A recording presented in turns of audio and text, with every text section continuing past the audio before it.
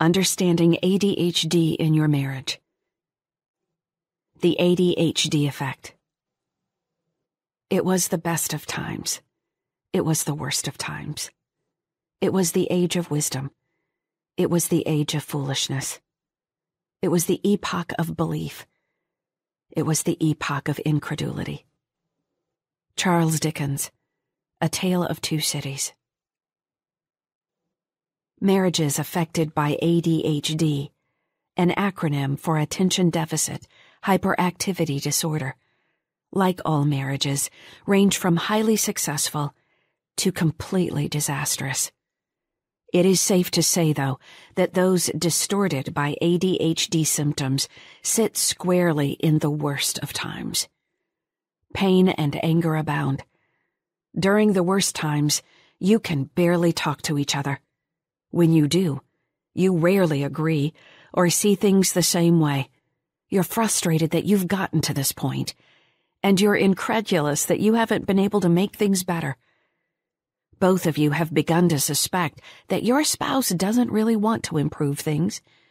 If he or she did, wouldn't things have gotten better by now? If you are married to a person who has or might have ADHD, you might feel ignored and lonely in your relationship.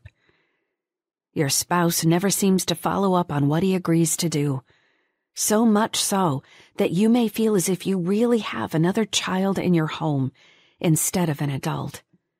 You feel you're forced to remind him all the time to do things. You nag, and you've started to dislike the person you've become. The two of you either fight often or have virtually nothing to say to each other that either of you finds meaningful. You are frustrated that your spouse seems to be able to focus intently on things that interest him, but never on you.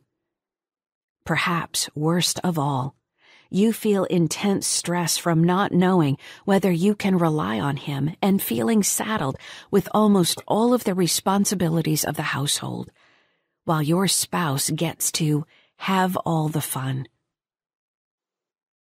If you have ADHD, or think you do, you may feel as if the person you married is buried deep within a nagging monster that lives in your home. The person you had cherished has been transformed into a control freak, trying to manage every single detail of your life together. No matter how hard you try, you can never do well enough for your spouse, even if you are successful elsewhere, such as in your work.